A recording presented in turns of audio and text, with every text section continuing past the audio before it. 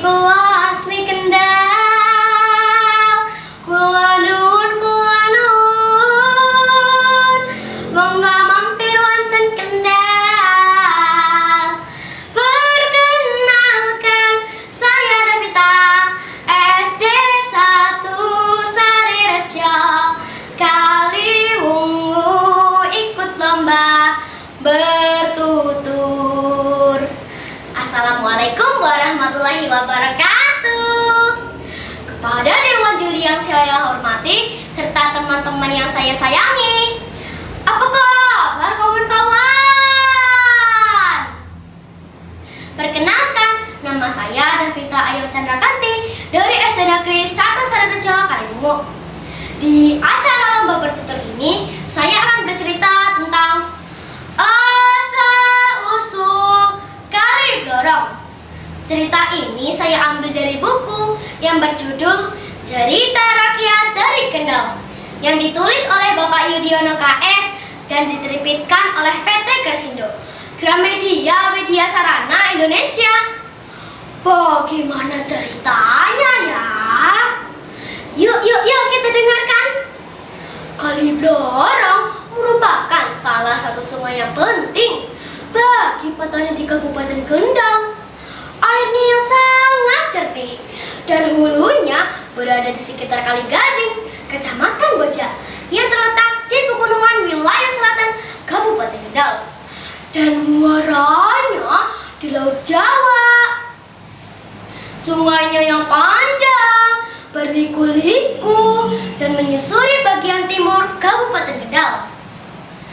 Tinggallah sepasang suami istri di sebuah desa di lereng gunung. Desa itu bernama Kali Gading Boja. Suami istri tersebut sudah menikah bertahun-tahun lamanya, namun belum dikaruniai seorang putra. Mereka adalah Yai dan Nyai Dorong. Mereka juga sering ditanya oleh tetangganya tentang keadaan mereka. Ada yang menanyakan, Nyai, kapan punya momongan? Mengapa belum juga berputra? Mereka lama-lama merasa malu.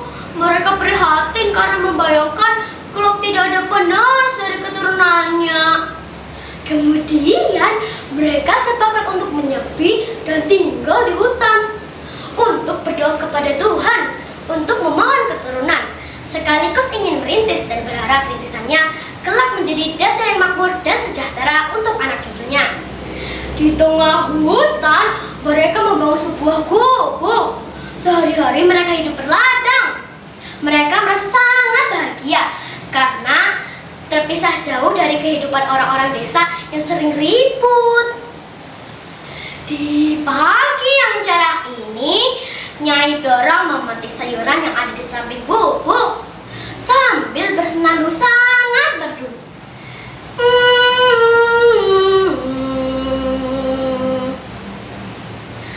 Yening tawangan nolintang wong bagus, aku ngenteni tukamu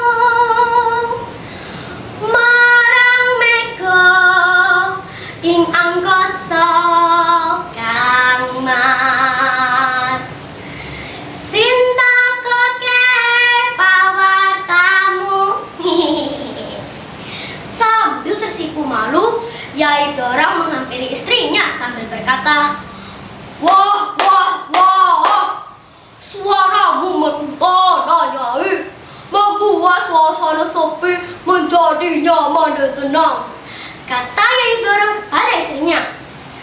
Yai, dulu kita selalu ikut gotong royong, saling bertandang, saling membantu dengan tetangga.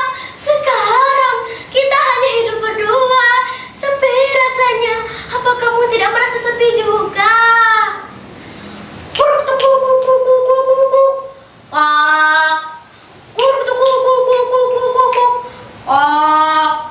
Moni asing seru tondo, no. Sambil mengamati burung perkututnya, Yai Dorong menanggapi keluhan istrinya. Sudahlah, Nyai, kita bisa kok hidup tanpa tetangga. Di sini lebih damai rasanya.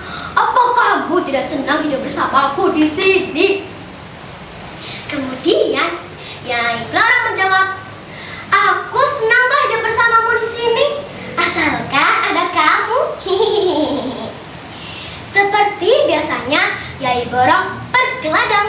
Sementara Nyai Blorong seperti hari-hari biasa, ia memasak, menyiapkan makan siang untuk suaminya tercinta. Selesai memasak dengan hati penuh semangat, ia antarkan makan suaminya ke sawah. Sesampainya di sawah, dipanggillah suaminya. Ia mencari suaminya ke sana, ke sini.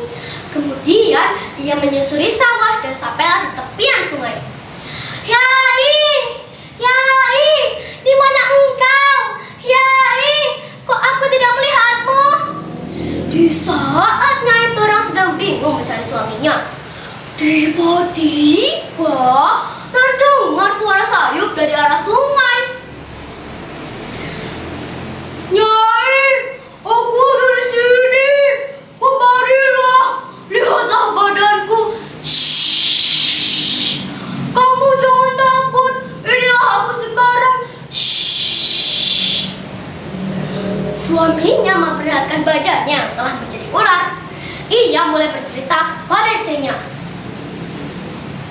Nyai, aku telah memakan telur yang kutemukan di dekat pohon. Kumakan separuh dan separuhnya kusisakan untukmu karena aku tahu kalau kita tidak pernah makan telur, pasti kamu suka. Shhh. Tapi tiba-tiba badanku terasa panas. Aku masuk ke dalam sungai dan tubuhku berubah menjadi ular. Hanya kepalaku yang masih berwujud manusia. Shhh. Tolong aku, panggilkan tabib, Nyai.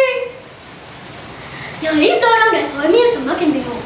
Mereka baru menyadari mereka hanya hidup berdua saja. Tidak ada orang yang bisa menolongnya di tempat itu. Mereka juga baru menyadari bahwa mereka tidak dapat hidup sendiri. Mereka membutuhkan orang lain untuk saling menolong. Nyai, sungai ini terlalu sempit. Aku akan mencari sungai yang lebih luas, kata Nyai Blorong. Kemudian Nyai Blorong menjawab, "Loh Nyai, bagaimana dengan aku? Aku tidak berani hidup di hutan ini sendirian," jawab Nyai Blorong. Akhirnya, tanpa berpikir panjang, ia menghabiskan sisa telur pemberian suaminya. Seketika itu, badannya terasa panas. Ia menceburkan dirinya ke sungai. Piur! Shhh. Dan tubuhnya berangsur berubah menjadi ular berkepala manusia. Keduanya kini sama-sama ular berkepala manusia, dan sepasang ular berkepala manusia itu menyusuri sungai di Laut Jawa. Sungai yang dilaluinya kini telah berubah menjadi sumber irigasi yang mengairi pertanian dari Dusun Blorong, Bojah, Aliwungu, Kendal, Ngapel, dan sampailah di Laut Jawa. Nah teman-teman, demikian kisah asal-usul Kali Blorong. Pesan yang dapat kita ambil adalah manusia adalah makhluk sosial yang tidak dapat hidup sendiri, dan jaga alam yang indah ini yang bermanfaat bagi kehidupan. Untuk itu kita harus menjaganya ya. Ke Kali Blorong memancing ikan. Ikan dipancing, kailnya patah. Mohon maaf jika ada kekurangan. Namun semangat belajar jangan sampai patah ya. Salam literasi, mari membaca dan terus berkarya. Dah. Wassalamualaikum warahmatullahi wabarakatuh.